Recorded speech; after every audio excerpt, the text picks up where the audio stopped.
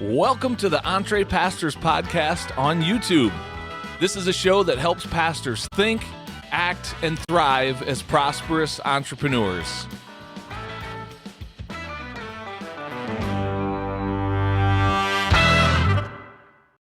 Well, hello there, and welcome to the Entree Pastors Podcast on YouTube. I'm Jon Sanders, one of the co-founders of Entree Pastors, as well as a co-host of the podcast, and I'm so grateful that you're tuning in to watch or listen to this week's episode. On this episode, you're going to hear a conversation that myself and my co-host Les Hughes had recently with a pastor and business owner by the name of Brian Stroh. Now, Brian is doing what many pastors are very well suited to do in terms of a business out in the marketplace. He's taking his skills that have been honed over several decades in pastoral ministry and coaching people with that. We see a lot of pastors that have a business or a side hustle of some sort around the activity of coaching. And we think it's just a brilliant next step for many pastors because they have been doing so much of that inside of the church work that they do and often not really thinking about it. So many of those skills that are required to be a great coach are also required to be a good pastor. And those skills of listening to people, asking good questions, helping people get clarity and insight into the situations that they're in, having a heart for other people and to serve other people and care for them. So anyway, you're going to hear all of that and more in this conversation with Brian Stroh. We know it's going to be a good one. We're excited to have you here. Without any further ado, let's check out this conversation we had recently with Brian. Here we go. Well, Brian, it is my pleasure to welcome you to the Entree Pastors Podcast, man. Welcome to the show. Hey, thanks, guys, for having me.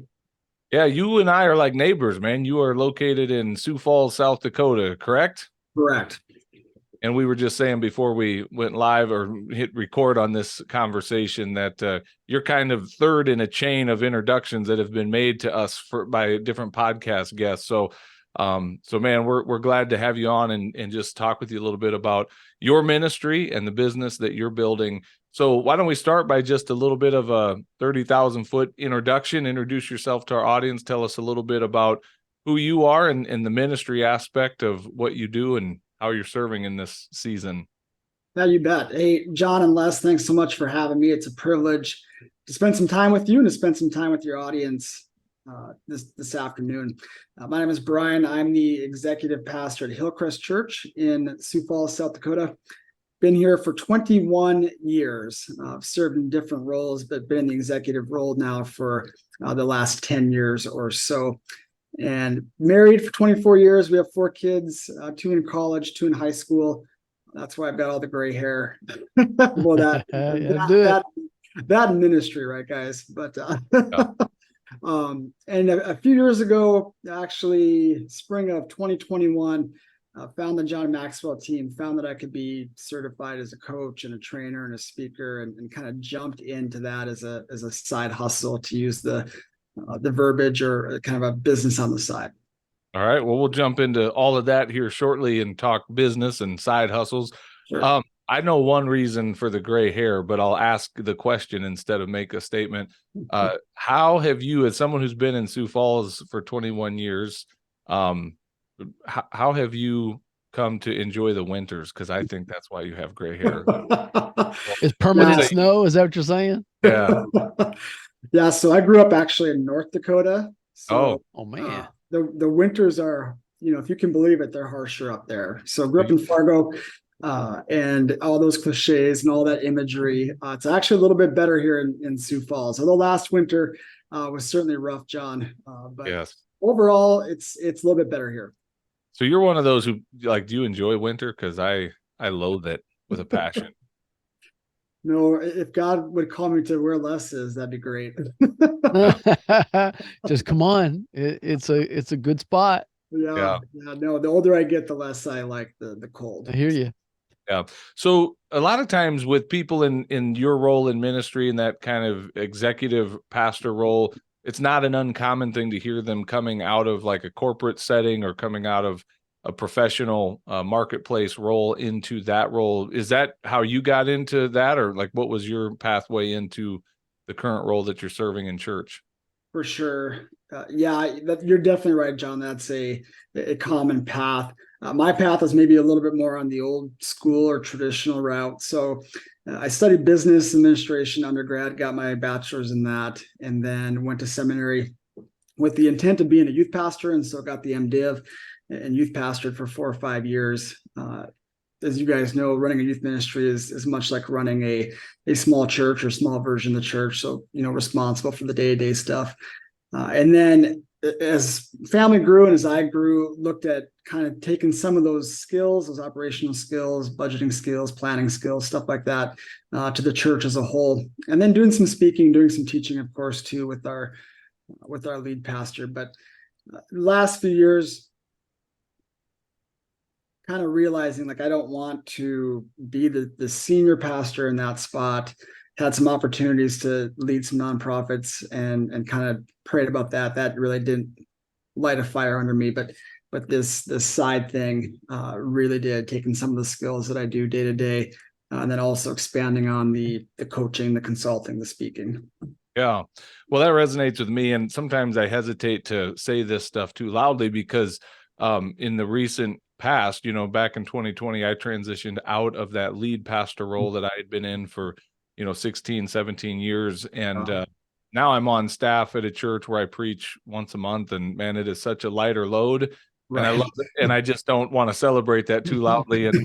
He smiles all the time now, Brian. He's got this big grin on his face. The grass is greener. I'm even starting to like winter more. I can't know what it is, man. I lied about that. That's only the work of the Spirit right there. So that's it, man. I get that, man. That desire to be in the game, but maybe not hit that front role. When you're at the front of things, you take some things that no one else behind you feels. I mean, you carry the weight in a way that no one else can fully appreciate, and you don't know it till you're in it. So that's so true. So I get that. Well, let's talk about the business as you are in pastoral ministry, and then take us back to that place where you start to look at the potential to do something in addition to some kind of business of your own, in this case coaching. You said you got certified through the John Maxwell organization, but kind of tell that story. How did that come about? And I want to ask some more questions around it. I'll just start with that. How did you get into that? Sure. So I wrote a book in 2017 about our church's work with a Title I under-resourced school in our community. So here in Sioux Falls, our church has done a lot of work with Cleveland Elementary, financially and also through time and volunteering. Public schools are a big piece of my passion, just serving them and serving teachers and serving under-resourced students through that. So I had a sabbatical in 2017, wrote a book project as part of that sabbatical. It came out in 2018. It was self-published. It would have benefited from Les's ghostwriting for sure. So we will not be pitching that here, but it's out there if folks want that. But that really kind of scratched an itch of like doing my own thing, or how could I take that project and maybe serve other schools or serve other districts that way. And through the course of reading a couple of different books, one book saying, find someone that is doing what you want to do and figure out how to do that. And so I identified 5 or 10 folks in that educational consultant type space and interviewed them on Zoom, much like this, and got told by a couple of them, like, you're not in education, you have no chance. I'm like, oh, okay, awesome. Thanks for the time. And then found a couple that were certified through, John Maxwell team. And in our space, guys, I think most of us have heard of who that he is and have read at least a book or two. And so I certainly was aware of who he was and what he's written. And so just looked in that process, met with a program advisor and had some discussions there. Talked to my wife about spending the money to jump in the program. And that's really how I got started with that piece of it. Very cool. So it was like, who's your ideal client as you desire to coach people? Like, who would be the person you'd love to coach the most? Yeah, that's a great question.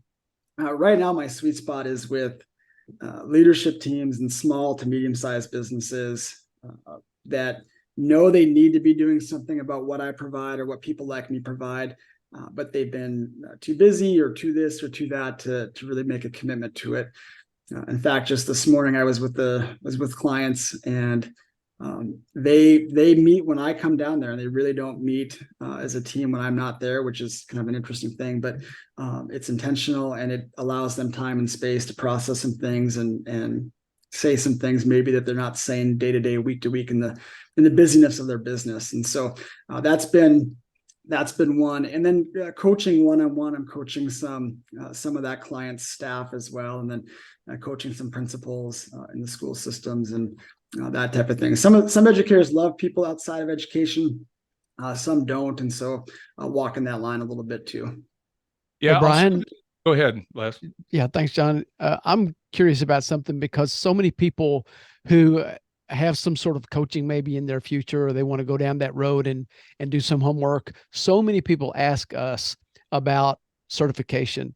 So that's a bridge that you crossed at some point. I mean, you made this decision. You obviously knew that you could go out there and equip yourself on your own and do the homework on your own and get the resources that you need for preparation, but you chose to go with the Maxwell Group. So I'm curious as to what went into that, if you don't mind sharing it, because and if you ever did consider just going out on your own. And then as kind of a part two to that, do you still have the freedom to sort of build your own matrix, build your own frameworks and blueprints, or is part of the strength of that so many resources are provided for you? And I'm asking you that, as I said, because it comes up a lot in our conversations with people. Sure.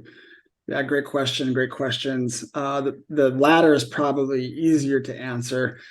Is yes, you've got a wealth of Maxwell resources, at least in my experience, that you can pull from different books that we're licensed to use, different programs that we're licensed to use, and a lot of freedom and flexibility on how to use those resources. And then you're free to bring in your own stuff. If you're a subject matter expert on something, or you've got previous material, you can bring that in, price it how you want, offer it how you want, customize it how you want. Lots of freedom and flexibility there.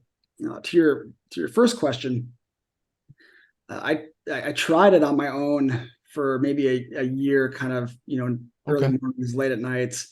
And that you gotta pay in at some point, right? Like with your resources and your time. And how could I ask people to pay me if I wasn't willing to also pay my own coaches and my own training and that type of thing? And I think in this space, in my space, until you learn that lesson, you're going to keep hitting closed doors. Yep. Yeah, that's huge. That's something we say all the time to anyone who wants to be a coach, especially. I mean, we say this to our whole audience, like with pastors, sometimes there's that struggle of seeing things as an investment as opposed to just an expense. Right. But if you're going to be a coach who doesn't see the value in hiring your own coach, I mean, we often preach that, like, man, if you want to build a coaching business and you don't have a coach and you've not made that investment, that's kind of a hypocritical place to be. It's like saying I'm a doctor who doesn't believe in doctors. So yeah, if you're a coach and want to be paid to coach at a professional level, there should be some evidence that you've found the value in that, in yourself, by hiring one, if not multiple coaches to speak into your life. So I love that. I'm glad that you said that, and we need to say it a little louder for the people in the back who aren't listening. In the back of the room. Yeah. Oh, that's good. I want to ask you to step back just a minute, and we'll get into we can talk business in just a second, but I want to come back to the pastoral side for just a minute. When you're kind of at that place thinking about starting your own business, and a side hustle, whatever you want to call it, I don't care what you call it, but something in addition to your pastoral work that will hopefully produce more revenue for your family. Was that a pretty easy decision for you to make, or was there some mental struggles about, like, man, is this even possible for me to do this? Is my church going to be okay with me being out in the marketplace to some degree? Like, share some of the story from that angle of starting a business as a pastor. What was that journey like for you? Yeah. There's a lot of mental back and forth, right, with that. I had a couple of strengths here. I've been here a while, a lot of trust, a lot of openness with my senior pastor, with our team, with our leadership council, is what we call our elder board. and letting them know, hey, I'm doing this. I'd like to do this. There's also at least in the work that I do, the business I was building, there's benefit on the church side too. So it wasn't like I was only doing this, for clients or to build a business. So if I'm doing DISC personality assessment stuff, we're gonna do that with our board. We're gonna do that with our staff. I offer a mastermind book every fall and every spring that I'm also leading clients through, that I'll take church people through, at no cost type thing. I like to think my speaking's gotten better. I'd like to think that by being a part of that program too, and some of the value that they're getting. So it's not obviously apples to apples there, but trying to say, hey, here's some, I'm investing this on myself. There's no church investment here, but I do want you to get some of the value of what I'm experiencing, and then not hiding or being sheepish about, hey, I'm going to take a lunch hour and lead this, lead a training, or I get a weekday off during the week, and so I'm going to do a lot of that then, and take some. I've taken some time off. Like, I've been trying to be legit about it. Like, I'll take some PTO and speak at a conference or do these types of things, too. But I don't know if I could do that if I had just started here, and my kids being older and being a little more self-sufficient. They're not young. They drive, they have jobs, they have activities. So there is some downtime, at least in this season for me, where I can focus on that too. Yeah. Well, I appreciate you speaking to all of that. Everyone's journey is a little bit unique, in that, but there's some themes that we see coming up again and again. And, it's how do you balance that tension of walking in both worlds, having a foot certainly in the church space, but now being out in the marketplace, and what does that bring up in terms of, the baggage maybe mentally people have around that, of the identity of who I am as a pastor, and, is this even okay for me to be out doing that? So I appreciate you sharing that. From a business standpoint, set aside the pastor stuff, and now just anybody who is an entrepreneur and starts something that did not exist previously to help serve other people and solve problems in people's lives. Like, there's some real fear that comes up around starting a business and just all of the work it takes to get something up and off the ground. So what was that like for you in the early days of getting started in this? What were some of the things that stand out to you by way of, challenges? What were some of the things maybe that weren't as difficult as you thought they might be? What would you say to that? Yeah, that's good. So back to spring of 21 or summer of 21, in our program, we're encouraged to pick something free to offer, and kind of use a free to fee type model that maybe you see in some of these spaces. And so I picked a lunch and learn. I developed a 45-minute talk, and being in the community for a while, I had some decent connections, and honestly, right away, there was a lot of initial interest. Like, yeah, come and speak here, come and share with our team here, come and do this here. And so that was fun. That was awesome.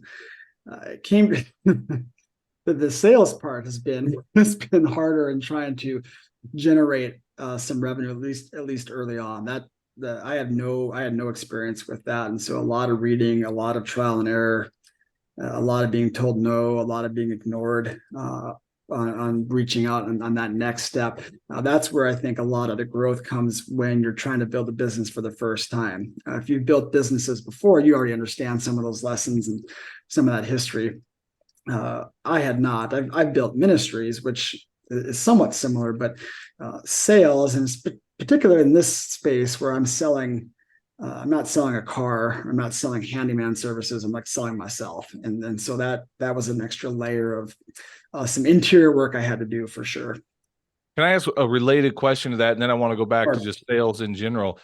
Did you find it to be a struggle? I think with coaching, like you said, if you're a handyman selling cars, like it's kind of easier to put that in a box that's outside of quote unquote ministry. But coaching, there is a ton of overlap from the stuff that we do. And as part of our pastoral work, we encourage and counsel and ask questions and talk with people. And now we're doing it professionally and we're getting paid for it. Was there any struggle for you on the sales front, charging people to do what was kind of expected for you to do as a pastor, because that's your job, because we pay you so much money to be our pastor and to do that kind of stuff? Like, was that a struggle for you or maybe another layer of the challenge when it came to selling your coaching? Yeah, I mean, pricing and how to price this, or when someone would say, "Hey, we'd like you to come, give this, give your talk or give this thing, and what do you charge?" I'm like, I don't know, what do I charge? And so, but that's the benefit of, again, cultures like your guys's, the Maxwell team. I can go to people and say, okay, hey, what do you charge? How do you base that? How do you price things? Because I was a newbie at all that. I was going to ask, like, have you solved that for yourself pretty well, or do we need to pause the interview and go into a coaching session and work on some of that? No, I've figured that out for the most part. Yeah. Good. Yeah, because again, it's all joking aside, we see pastors often struggle, regardless of what their business is, to charge what they're worth. And I have a theory on that. I feel like ministry, just what we've built, the institution of the church, has really taught pastors to devalue their effort and their time and the work that they do. And that's a bigger problem than we're going to solve in this podcast interview. But I just see pastors largely undervaluing their work when it comes to taking it to the marketplace. And that's another area we have to do some coaching around. Is it's okay for you to charge for the services and the value that you're providing. So yeah, I appreciate you sharing that, the struggle of the sales portion of that. So how, like, all in all, you're a few years into this, how's business going? I mean, you mentioned earlier you do have some clients and things like that. Like, are things going pretty well, or are you still not where you want to be with all of that? It's both. Things are going well, and yet I'd like it to be more. So Yeah. 21 was pretty minimal getting started. 22 was actually pretty good, and then 23 here is looking to be better than 22, and we're trying to close out with quite a bit more. So Great. When you're having those, like, lunch and learns that you mentioned a minute ago, what's your main message in those moments? What are you taking to those groups, or does it truly vary depending on who the group is and what they're looking for? Early on, it didn't vary. Early on, it was a lunch and learn on communication. It was based on Maxwell's "Everyone Communicates If You Connect," and we talked about 4 barriers to connecting with other people, and 3 questions that your listener or your audience is asking you when you're communicating, and having some discussion with the team around that. And so I was just trying to get as many reps in as I could with that, and then launch from there. If there were people that wanted to bring me back or do a mastermind around that, or what have you. Now, being a little bit into this a little bit more, it is trying to customize some of that. You don't want to be, at least I don't necessarily want to be a jack of all trades, because then you're not necessarily strong on things that you could be stronger at. But it is trying to figure out, hey, what do you want? What do you need? What's best for you? What's best for your team? What's best for you at this time? And then trying to customize that for what they're looking for. Yeah. Les, did you have something you were leaning in there? I just leaning in to change positions, but Oh, got you. I'm interested to hear, from this point on, are you thinking to lean more into the group coaching or mastermind model, or do you still see yourself as primarily doing the one-on-one, or a combination? What are you thinking?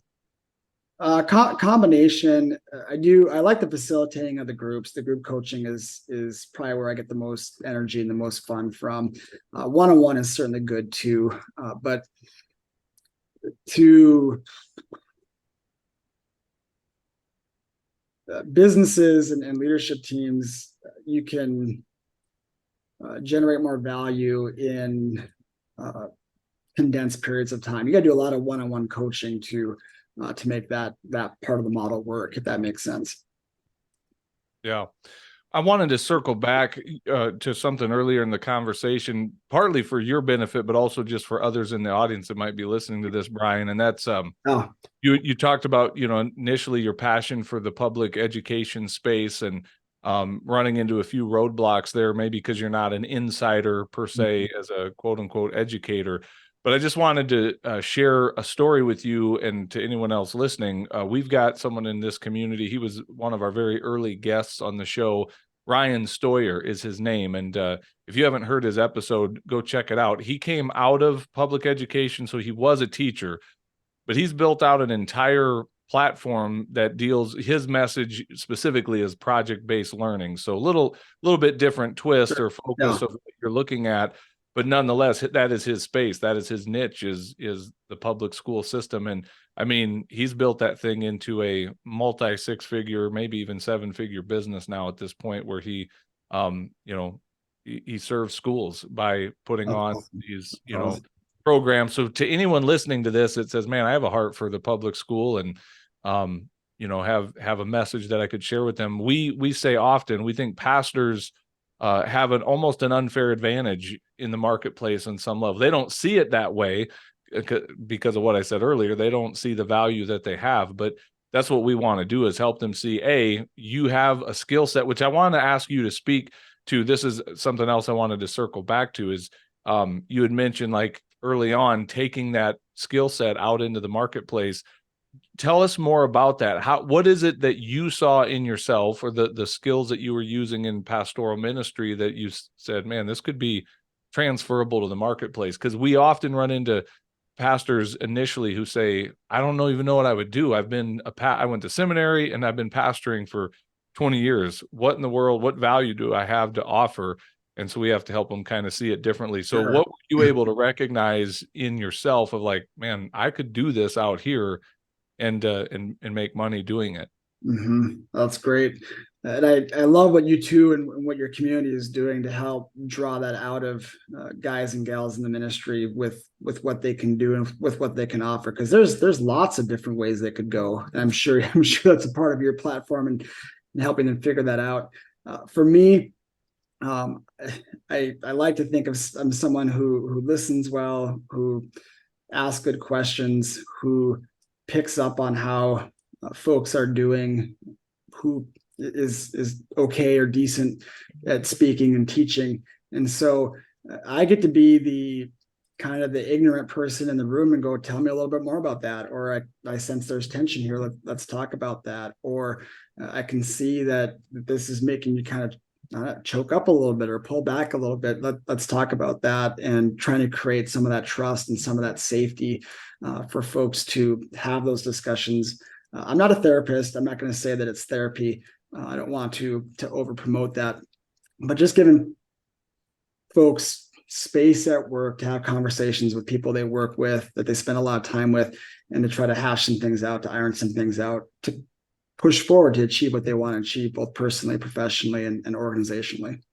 Yeah, someone would call that your emotional IQ. And again, if you're a good pastor, you ought to have developed some of that over the years, right? Of those soft people skills and that self-awareness and just that emotional intelligence of being able to recognize and read a situation and read a room. And again, those are skills you can't learn that in a college textbook somewhere. Like that's learned by experience of in the trenches type stuff. That's another great example of where I say pastors have kind of an unfair advantage. I'll tell you a quick story, and it's local, so it might be of interest to you, but just as another, I want our audience to hear this, how much is out there and what's possible. So back in the winter, maybe late winter, early spring, as you know, Brian, I'm on the Sioux Falls Fire Department, and there was a training that was offered to us on courageous leadership, and it was a 2-day training, and it was based on some of Brene Brown's work, which I'm familiar with her as an author. And I thought, to be fully transparent, I needed more comp time so I could take time off to do other things. But I was like, that sounds interesting. I'll sign up for 2 days of that. And so I did. And so the gal that was facilitating it was formerly on staff at a church here in Sioux Falls as a pastor, in a pastoral role. And now her career path had transitioned a little bit. I think she was working at one of the hospitals, but then she did this. And so again, as I'm watching this from a business standpoint, I'm looking at this going, she's here for 2 days getting paid very well with a corporate contract, being paid by the city, to have awesome conversation. I thought they were awesome conversations with a room full of firefighters. And this is what she does now. She goes around and speaks in corporate settings using someone else's material. So I think what I'm highlighting is, again, you may not be the person that creates all the material. Like, you may say, look, I don't need to reinvent the wheel. I'll just partner up with an organization that's already doing some stuff or already has some content, and I'll go be one of their facilitators. And it's another option that some would have to use those pastoral skills out in the workplace, in the marketplace, a little bit differently. So not really a question there, just something that I see as similar. No, but I'm pretty sure I know who you're talking about, and she's awesome, and she'd be great on your podcast. I invited her, and she said, well, I'm going to be out of the country on a trip, and I'll get back to you. So if we're talking about the same gal, her name's Melissa. Is that who you're thinking? Yeah, cool. Small world. It's almost like there's a very few people in South Dakota to where we all know. It is small, though. Guys should all know each other. We do. It's no joke. Anytime I go to the other side of the state, to the Black Hills, I always run into people that I know out there. So it's just how it is. That's how you know you're a true South Dakotan, right? Right. That's right. So, well, hey, Brian, before we wrap up, anything else? I'll probably just ask you to speak to that pastor that's listening to this right now. I like to think that the average caricature of, our main audience is a pastor who's maybe a little frustrated. They love the Lord, they love the church, they believe in their calling. To be truthful, they're tired of just barely getting by financially. They're tired of feeling stuck. And here we are inviting them to take a journey out into the marketplace and to get unstuck financially and to see the ministry opportunities that open up when you're out in the marketplace. So if you could speak to that person that's listening to this right now and just give them a word of encouragement, advice, a kick in the pants, whatever you want to give them, here's the microphone. What would you say to them? Yeah, I've been in your spot, and I think I could say it like this. Sometimes we need to follow that advice that we give other people on Sundays or in our offices. You've got that feeling for a reason. You've got that being stuck for a reason. God's up to something in your life, and you don't need to know the whole journey, the whole 9 yards, or whatever analogy you want to use. You just need to take the next best step. And maybe that's having a conversation with your spouse. Maybe that's having a conversation with a program advisor. Maybe that's, getting the paperwork in for your business because you already have an idea. But just take that next step. Rely on Jon and Les in this community to help you with what steps 2, 3, 4, and 5 look like. But take that step of faith, and I know God's going to honor it. It may not look like the way you think it's going to look like, but it's going to look amazing when God continues to work in and through you. Good stuff. Well Brian, said. if anybody wanted to connect with you, if they heard something in here where they're like, man, I want to talk more to Brian about that, what's the best way for people to reach out and connect? Yeah, you bet. I'm on LinkedIn. That's probably the place I hang out the most, Brian Stroh, and then brianstroh.net. So BrianStroh.net is my website. So sounds good, man. We'll get those links to that in the show notes of this episode and share that with the audience. So Brian, we appreciate it, man. Grateful for your time and your willingness to come on the show and share your story with us. Thank you so much. Yeah, thank you both. And anything I can do to help both of you out or help your community out, either now or down the road, let me know. We appreciate that. Just keep spreading the word. And if you know pastors that either need our services or have a story to share, either way, we want to know those people. And like we said before we started recording, we said it kind of jokingly, but you're the third in a chain of referrals to us. Yeah. So let's keep this chain. Let's see how long we can make this chain. We won't break it. Yeah. One person broke the chain. One person broke the chain and got leprosy or something. That's not good. It's not good. Yeah. So do you want leprosy or do you want to give us a referral? That's the question, Brian. So, all right, man. All the best to you, brother. All right. Thanks, guys. Appreciate it. Well, hey, thanks for watching this episode of the Entre Pastors Podcast. Make sure you hit that subscribe button so you can be notified every time we release a new episode. If you'd like to get connected to other pastors who are learning to think, act, and thrive as prosperous entrepreneurs, then we invite you to check us out on Facebook. Just search for the Entre Pastors Connect group, answer a few of our simple questions there, and we'd love to include you in the conversations. And if you're really ready to go to the next level, then we invite you to join our Entre Pastors membership community. When you become a monthly subscriber, you will receive access to courses, exclusive community, and coaching that will help you along in your own Entre Pastors journey. If there's anything else we can do to serve you, please visit us at entrepastors.com, and we will do our best to serve you there. God bless everybody. See you soon.